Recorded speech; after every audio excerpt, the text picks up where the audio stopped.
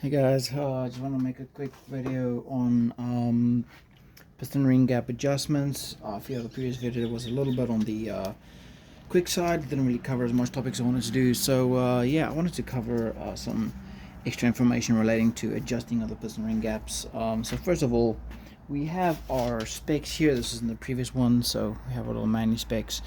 And if you actually were to look at these dimensions here, you'd have your ring bores, top rings, second rings, and that. But I looked at something interesting. If you take the bore and you multiply by that, you're still going to be under spec. So we measured these ring gaps at I think it was 0.1 inches. So 86.5 converts to about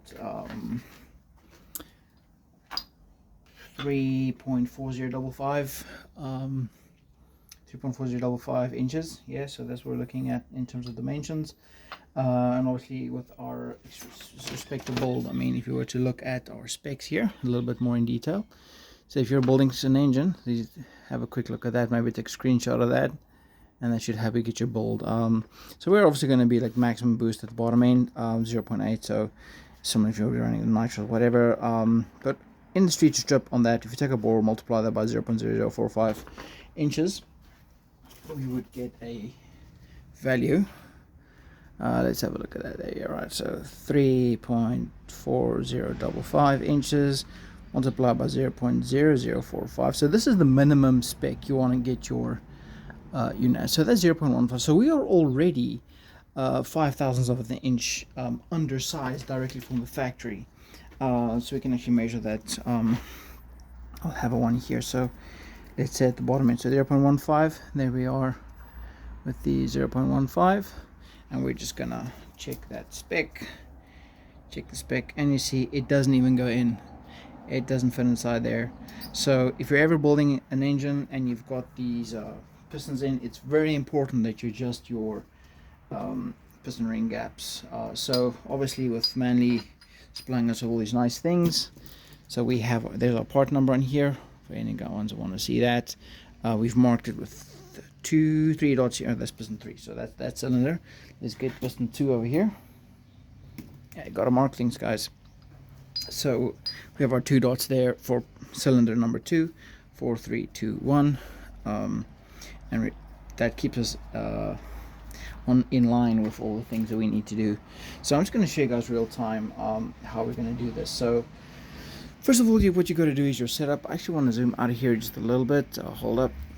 Yeah, I think that's a bit of a better angle there. Righto, so what we have with our little setup here is we have 4 cylinders, obviously, and then 4, 3, 2, 1, and we're going to work from the back to the front, or one in no particular order. But do keep in mind that you want to keep your rings in line. So basically, it's gap for this cylinders, gap for that cylinders, gap for this one and that one, and such so forth. I actually leave the rings in the cylinders until they're done, so I don't mix them up. So for example, if piston 4 here is a little bit heavy, I can switch this to cylinder 2 maybe, and so when we get to engine balancing, it's going to be easier to set the rings according to the weights. So we're going to leave them in the cylinders, and then when we're done, I've done these 2 already, so I want to show you guys how we're going to do this one. This is cylinder 2, so first of all, we're going to have our little gap here. I haven't done this one yet, just want to give you guys an idea, so we'll stick it in there. I prefer to actually put on a working surface there, so we know that's going to be our maximum wear. Obviously we just had the cylinders redone, so we're not going to have maximum wear on that cylinder, but let's say you're working on a bolt and you don't need to re-sleeve it or hone or anything like that, and there's a little bit of discrepancies, you want to make sure. So we got piston 3 again, don't know why I took that one, I need piston 2, there we go, come here. Piston number 2, 1, 2, cylinder 2, and we're just going to lower that down a bit. So I don't use about that far down the bore. So I'm going to get her in nicely there. Both sides. So you want to make sure that your ring is level on flush with it. That's why I use these overhead sizes here to make sure that my ring is actually sitting flat, because if you are doing your ring gaps, the angle of what the ring is sitting is going to affect your distance. Obviously, the shape of an oval is going to be bigger than that of a circle. So if you basically tilt it upward, your gap's going to open up because your linear distance is going to be more if it's level. So got to watch out for that. And we get our feeler gauge here. So I think we measured that at 0.1. So we have our 10,000ths of an inch here, right? And we're just going to confirm our gap there, which it is, a little firm there. And you want to do that as well because it will give you an idea of the tension that you're looking for. So you want to keep that tension with your thing. So obviously, as you put a feeler gauge in there, the disc is going to move around because it's basically a single-sided spring, basically. So you want to make sure that you have a nice level surface. So that now is moved. So I'll grab piston number 2 here. A little bug flying around here. Piston number 2. Give it a slight little push down. Now it's nice and straight there. Got my feeler gauge. Confirm dimension. So with these ones, you really want to measure it often and make sure you don't overlook it. So yeah, that's a nice, if you guys can hear the actually, it's a nice little sound. Anything tighter than that, you don't do it. Anything more, probably not going to work. So we're going to take it out. We're going to have to work this out to our sizes. So we know our bore on this is 86.5 because we went to the first oversize. Don't knock the camera over. Righto. So that gives you an idea of if you were to go the street to strip, just the average day on the track basically. Gives our dimension 0.274. So I'm not going to worry about that ending 244. Just going to go the 0.27, so 27 thousandths of an inch. And to get that, we don't have a 27 blade on our feeler gauge, which is a bit tricky. So we're just going to use 14 and 13. Add those two together, you get 27. And that's going to be our dimension that we're going to be chasing. And obviously, we're not there because we already took the ring out. So what we're going to do now, we're going to move over to the bench. We're going to be grinding this down. One thing also to keep in mind, if you have different feeler gauges, they tend to open up a little bit at the top. So you want to make sure when you check your thickness, you're basically using the whole width. I think I did this one on spec, and it's just a little bit of a tight fit in there. Also got the second ring in there just to keep it in place, and just make sure that it goes in properly like that. Okay, so let's move on to the bench and have a look at how we're going to do this one. Okay, so here I have my bench in the top down configuration. We have our pistons marked out, cylinder 1, 2, 3, and 4, working from 4 all the way back. So we've done these ones, piston rings are in, these rings over here, so I can get an idea of how we're going to be doing this. And like I said, you know, we keep the rings of the pistons, and obviously when we're going to be balancing, we're going to be shifting these rings around to wherever we want them. So now we have our measurement there. We have 0.1 inches. Or 10 thou, we're going to do that, and then we can work with this. So now, keeping in mind when grinding down, your top ring is more of a steel metal, the bottom one is more of a carbon steel. You can see the difference in coloration. I hope we can see the difference in coloration with the sun being so bad.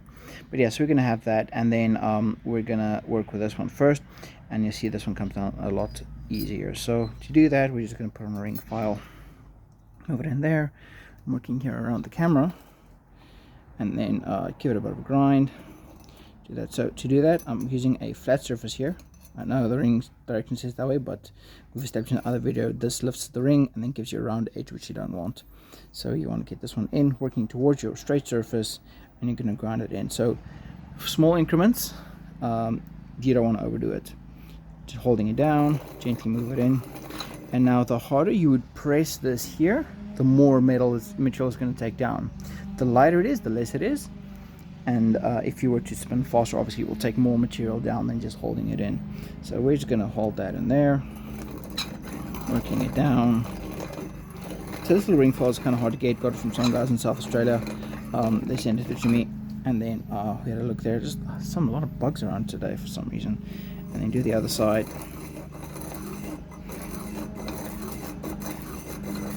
Yeah, and that's it. So you kind of want to do that and just get an idea of how much you're taking down. Then you're going to go back and measure. So let's go back to the engine. We're back at the engine. Cylinder number 3.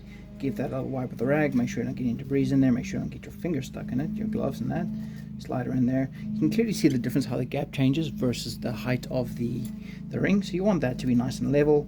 Stick that in there. Get your cylinder number 2 piston. I need to take number 3 again. Get that level nice and flush. Righto. Feeler gauge. So we're going to go for that's it, that 27, 0.27, 27 thou, so 14, 13, that's what we're going to do. But we're going to do another thing as well. So as we're measuring this, being the first one, it's not going to go in, right? But we're going to be looking at what else does go in there. So as you're doing that, it'll give an indication of how quickly you're taking down the metal. So we know we started at 1, so let's maybe look at 2. Does 2 go in? It's bugs. 2 does go in. Bit of a tight fit, so I don't think 13 is going to make it. Oh, let's just get this thing level again. A little bit of a slide down there.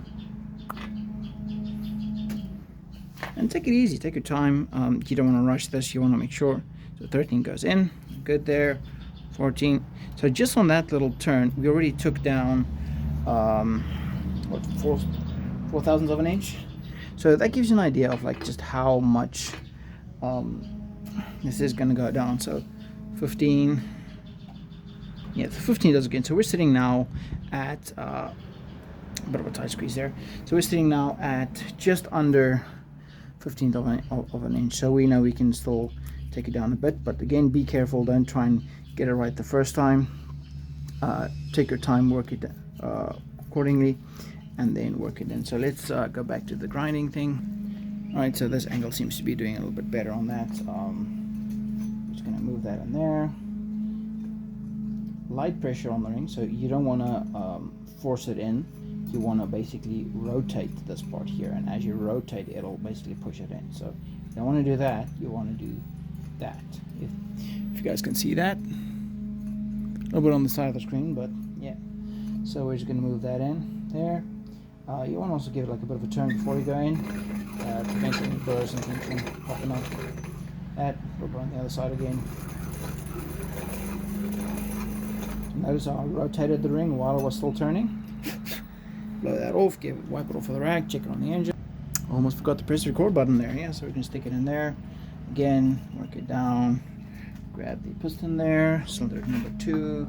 Slide it down to our position of measure, which should probably be where the chopping is going to sit. That's where you're going to want your compressions about that far down. I think so. I haven't really checked the deck height and everything, but around about there is where it's going to be sitting. So we are now going to check 0.2.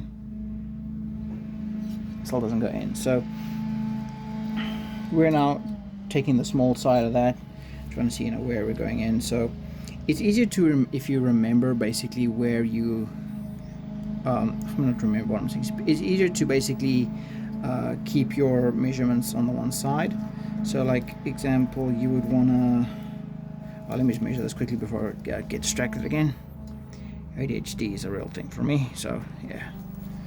Let's see here, there. So we want to go back to 14 and 13. That gives us our 27. So you can have that on the side, flip it there, and then you could use your 20 or other feeder gauge here. So you probably would have something in let's go with the 17. This configuration. So that tells you this is your spec that you're going towards, and this is where you're currently at. So you can kind of get a feel of how far down you are in the rabbit hole. So that's 0.17 is not going in, so definitely taken down much on that run. So we're gonna carry on with that on the other side of the grind again. Okay, so we're just gonna basically grind like this and carry on. I just want to give the idea of like how long does it actually take to do this, and obviously the first ring compared to the second ring. You don't really want to just throw these things in there, try and get it right the first time, and then realize you went 5 thousandths over. Okay, got a bit of a problem. So one thing kind of what's coming to my attention as well is you'll hear like with a sound of a grind, or like the lawnmower in the back, but like as it's grinding, you'll hear like it grinds, and then suddenly stops. That's actually the material being taken away, and it's moving away from that. So if I just leave this there and I don't move it, eventually it's going to be open. So that's a safe way of doing it. You can just put it up right up against the disc. I should want to measure that first before I do that, but right up against this. So we'll probably do that in the next one, so I can show you guys how to do that. Back to the engine. We are at the engine again, and somehow 14 minutes already went past, so that's a bit of an interesting one. Put that in there, get our piston, check our heights, and that's all there is to it. It's just basically checking that your ring is sitting flush with the surface, like at a 90-degree angle, making sure that your dimensions are good. So we have 17 there now. That's barely, no, that's in there. 17's in there, so we have our 27 there. So check that again. Oh, it moved again. So yeah, gotta watch that. You gotta get that circle exactly nice and flush, so it's not sitting up and down. Because if it's sitting skew, you're gonna get different readings. And then check that again. So that's our 27th out. She's still not going in. So now we can upscale that 17. So let's go to a 20.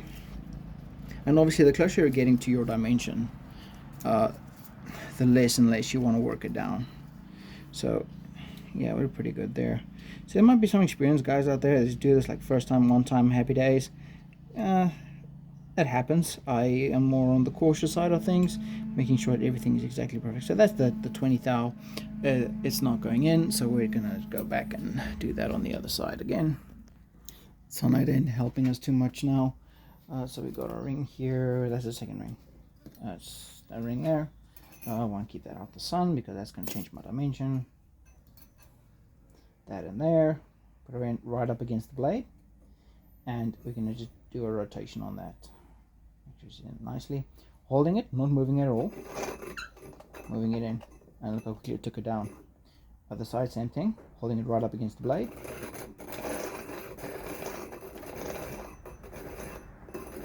So it goes quiet. So it's taken away that material now that we don't really want to work with. So yeah, it's looking pretty good. Let's go check her again on the engine. So back and forth. Back in the engine, piston number 2, slide her in place. Nice and firm. Feeler gauge. So also good to keep in mind with this, like I just left the second compression ring standing in the sun. That's going to affect our heat. So again, 20 thou. Still ain't going because that was a bit of a light one. So you get a lot less material down with that method. And obviously we're still not at our 27 yet. So back to this ring.